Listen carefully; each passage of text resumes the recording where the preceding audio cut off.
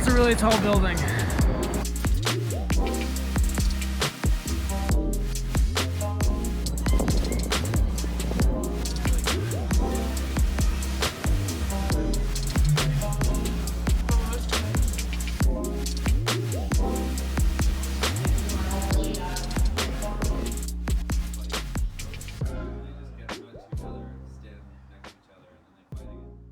So far, our exploration of Chicago had taken us below buildings and above skylines. On narrow streets cut like canyons, we walked to parks seemingly as wide as the Great Plains. The Bean, as always, was a must-see, and TikTok's recommended cafe did not disappoint. A cozy, quaint affair with warm coffee and delicious treats, if not a bit overcrowded. Finding lunch proved unexpectedly fruitful too. We managed to avoid cheap chain fast food, but didn't have to pay an arm and a leg for good food. Hopping on a bus was an expedient experience to whisk us away to Lincoln Park Zoo. Farther away than we would have been able to walk otherwise, the zoo, despite the overcast weather, was well worth the detour. One of Hannah and I's favorite things to do is visit zoos, and we really enjoyed seeing the polar bears together, as well as the lions, giraffes, an aardvark, and many a tropical creature in the reptile house.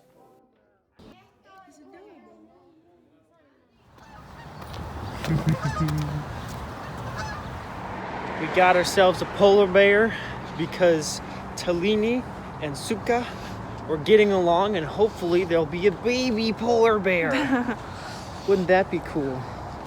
Anyways, we're on our way back to the bus. Millennium Park and Grant Park and the bus to see if we can't go to the art museum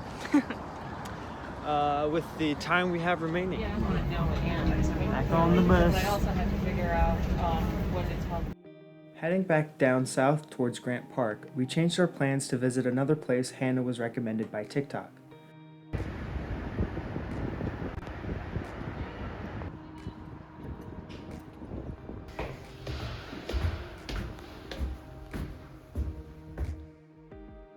Exile in Bookville, located on the second story of the Fine Arts Building, is a cozy bookstore. Bookshelves cover the walls floor to ceiling, and you can find just about anything you're looking for. This can prove challenging if you spot a book beyond your reach, but you can always ask for a helping hand. Ta-da!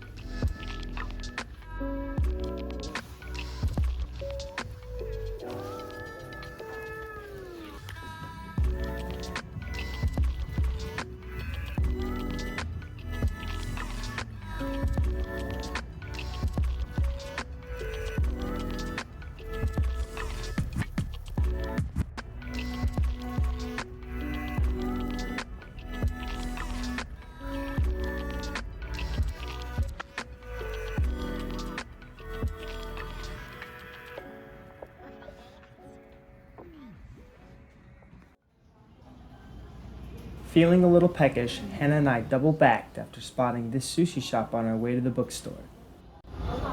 Hannah! Hannah!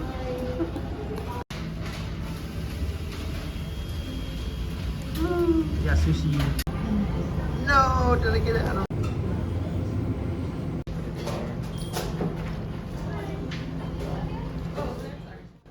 It was a lovely treat before what we thought would be our departure from the Windy City.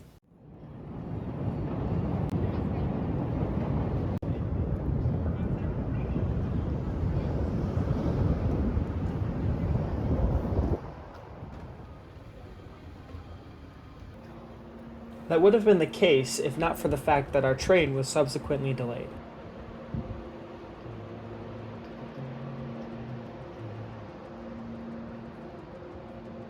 The grand scale of Union Station never ceases to amaze me though, and balance the frustrating mood during our wait. Train delayed, so we're getting Chicago style deep dish pizza at Giorgino's. Giordano's.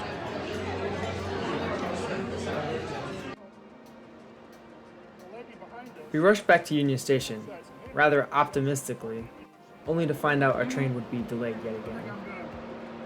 So the train got delayed again, but we took our pizza to go, and now we're eating it. And the first time having Chicago-style pizza. Can't say, it's not as bad as I thought it was going to. And it's pizza, and it's actually pretty good. So I guess my Yankee roots are gonna betray me. I did not realize there was dough on top of the cheese underneath the sauce. That is interesting. Our original train was supposed to leave at 5:50. It is now 8 o'clock and we have finally boarded. ETA to Kalamazoo is 10:30. Ouch. 10:30 Chicago time, 11:30 Kalamazoo time. It's 8:30 and the train's not moving.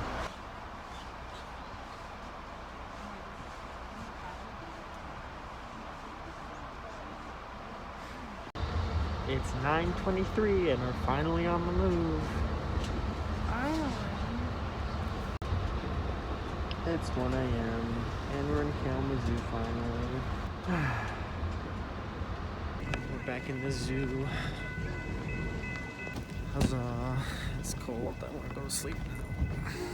Overall, both Hannah and I really enjoyed our trip to Chicago, despite the issues getting back with the train. I think trains, buses, and big cities get a bad rap, but they have a lot to offer too. For instance, my dad and my sister actually spent most of their day at the art museum, and they really enjoyed that. We didn't go on this trip, but I've been to Shed Aquarium, and that's also in Chicago, and was definitely worth the experience. Mostly, I really enjoyed not having to drive and worry about getting pulled over or speeding, and just watching the world go by and seeing it from a different perspective for the first time. I thought it was especially cool to see it from so many different perspectives all in one day, whether that was on foot, in a bus, by a train, or 100+ stories up in the air, which I think is the first time I've ever been up that high, not in a plane. Easily a highlight of the trip for me. And like so many of our adventures, it really was an eye-opening experience. So I really hope you enjoyed the video series. I know this last part took me over half a year to put together, but that's just how life goes sometimes. If you did enjoy, please leave a like down below, comment with any questions you would like answered. I read all your comments, will certainly reply to all of them. And of course, subscribe down below so you don't miss any of my future videos. Thank you, have a good day.